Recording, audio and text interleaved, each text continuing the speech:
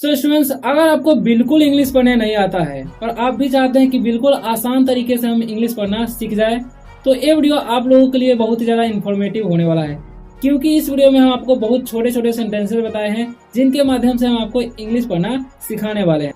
So students, इस video में हम आपको एक एक वर्ड का मीनिंग बताएंगे जिससे आपको उसका मतलब समझ में आएगा, और एक एक सेंटेंस का इंग्लिश टू हिंदी ट्रांसलेट करके बताएंगे जिससे आपको स्टोरी समझ में आएगी और आप उसका हिंदी भी करना धीरे धीरे सीख जाएंगे। सो स्टूडेंट्स, इसी तरह से अगर आप लोग डेली में मेरे साथ रीडिंग प्रैक्टिस करते हैं तो जाहिर सी बात है कि आपको कुछ ही दिनों में इंग्लिश पढ़ना आने लगेगा।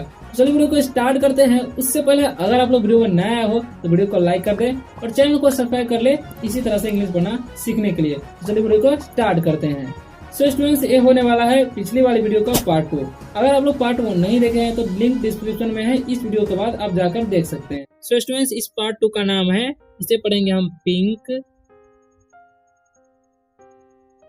ठीक, इसे और इसे पढ़ेंगे ब्लू, ठीक। पिंक मतलब होता है गुलाबी, समझ गए, और मतलब होता है या, ठीक। ब्लू मतलब होता है नीला, समझ गए। पिंक और ब्लू यानी कि गुलाबी या नीला। फर्स्ट सेंटेंसेस है हमारा, इसे पढ़ेंगे हम शू, ठीक। हैज ए चेयर, ठीक। शू नाम है तो इसे हम पढ़ेंगे शू, ठीक। हैज मतलब होगा पास है, ठीक, पास है। ए मतलब होता है एक, ठीक। चेयर मतलब होता है कुर्सी, समझ गए। तो शू हैज ए चेयर, ठीक। शू के पास एक कुर्सी है। तो शू के बाद हैज का प्रयोग क्यों किया गया है, हैव का क्यों नहीं किया गया है? क्योंकि शू जो है एक ही व्यक्ति है, तो जब भी सिंगुलर सब्जेक्ट हो तो उसके साथ हैज का प्रयोग किया जाता है, ठीक। और प्लूरल सब्जेक्ट हो तो उसके साथ हैव का प्रयोग किया जाता है, ठीक। तो शू हैज ए चेयर यानी कि शू के पास एक कुर्सी है। सी पेंट्स इट पिंक, ठीक, समझ गए। शू सी है, सी मतलब होता है वह, पेंट्स मतलब होता है रंगना, ठीक। इट मतलब होता है इसे या यह भी होता है, ठीक। पिंक मतलब होता है गुलाबी, समझ गए। सी पेंट्स इट पिंक यानी कि वे इसे गुलाबी से रंगती है, ठीक। ये सिंपल प्रेजेंट टेंस का सेंटेंस है। अब है Andrew, Andrew has a chair, ठीक। मतलब एंड्रयू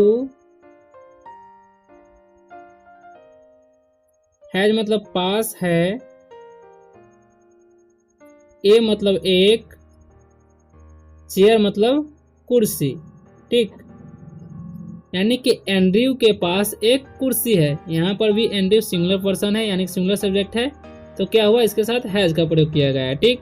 ही, इसे पढ़ेंगे हम ही डज, ठीक। नोट, नोट पढ़ेंगे लाइक पिंक, ठीक। ही मतलब होता है वह, डज मतलब कुछ भी, डज नॉट मतलब होगा नहीं, ठीक। डज नॉट मतलब होगा नहीं।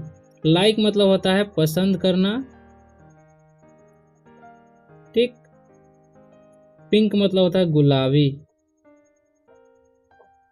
ये समझ गए। अब देखिए, he does not like pink, ठीक।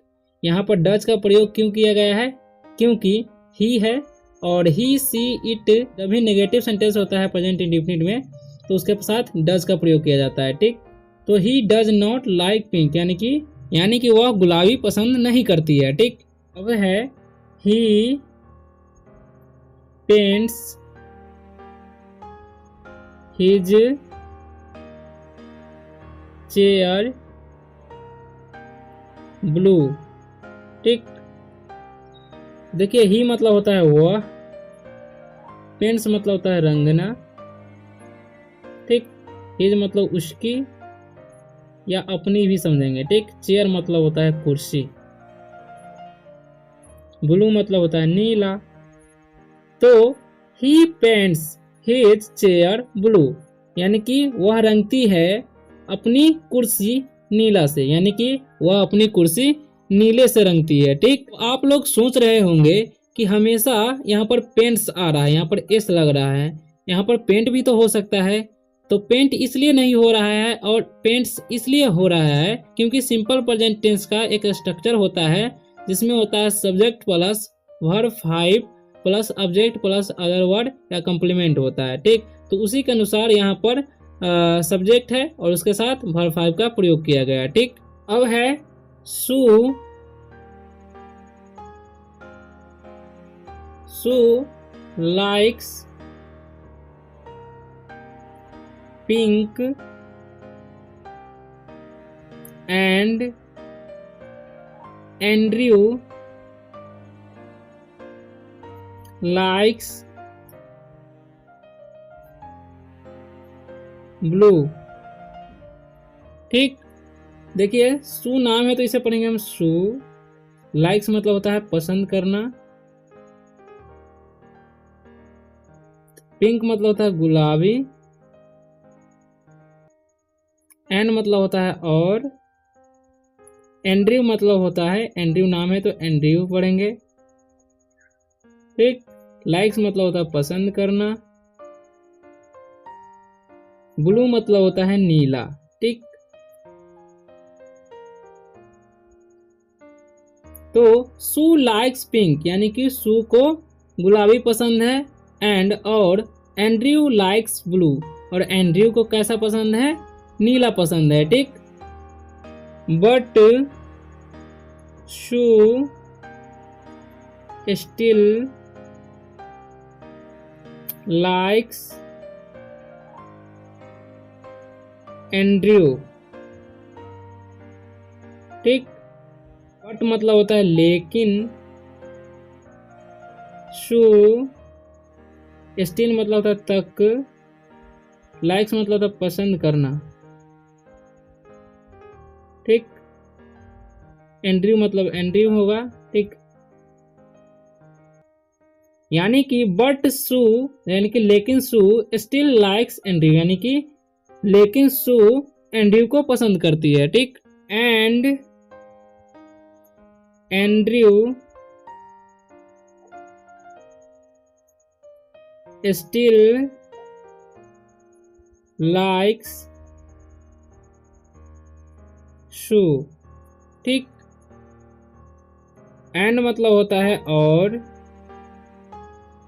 एंड्रयू मतलब नाम है तो एंड्रयू पढ़ेंगे। ठीक, स्टिल मतलब होता है तक, लाइक्स मतलब होता है पसंद करना, और शू नाम है तो शू ही पढ़ेंगे। ठीक, और एंड्रयू शू को पसंद करता है। ठीक, एंड्रयू, ठीक, एंड शू कैन स्टिल, ठीक, have a lot of fun. ठीक, एंड्रयू ही पढ़ेंगे। ठीक, एंड मतलब होता है और, शू नाम है तो शू ही पढ़ेंगे। कैन मतलब होता है सकना, स्टिल मतलब होता है तक,